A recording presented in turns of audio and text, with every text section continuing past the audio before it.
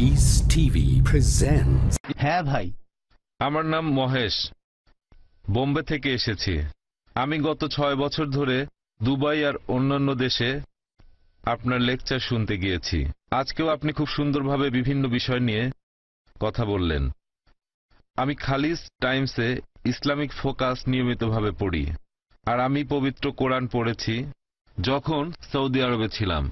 আপনি কি একটু ব্যাখ্যা করে বলবেন যে তাকওয়া জিনিসটা আসলে কি, আর কুরআনের সূরা আল ফাতিহা?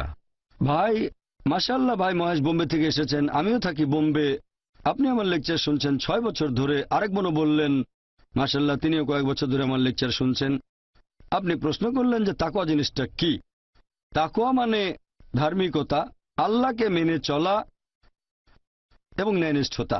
একটা হাদিস আছে তাকওয়া সম্পর্কে, বলছে এটা অনেকটা এরকম, আপনি হাঁটছেন একটা জঙ্গলের মধ্যে, গাছপালায় অনেক কাঁটা আছে, আপনি ভয় পাচ্ছেন আপনার পোশাক সেই কাঁটায় বেঁধে যেতে পারে, সেজন্য আপনি খুব সাবধানে আপনার পোশাকটা বাঁচিয়ে সেই কাঁটায় ভরা জঙ্গলের মধ্য দিয়ে হাঁটছেন। তাকওয়া হচ্ছে এরকম। মূলত এটা হচ্ছে আল্লাহকে মেনে চলা, ধার্মিকতা, ন্যায়নিষ্ঠতা।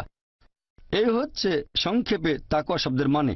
আমি এখন আপনাদের দাওয়াত দিচ্ছি, যেহেতু আপনি আমার লেকচারগুলো দেখেছেন আর শুনেছেন গত 6 বছর ধরে, আরেক বোনও শুনেছেন কয়েক বছর, দুজনেই থাকেন বোম্বে শহরে।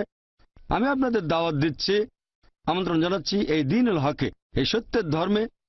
আমি আল্লাহর কাছে দোয়া করছি আপনাকে যেন আল্লাহ হেদায়েত করেন, আর ইনশাআল্লাহ ইনশাআল্লাহ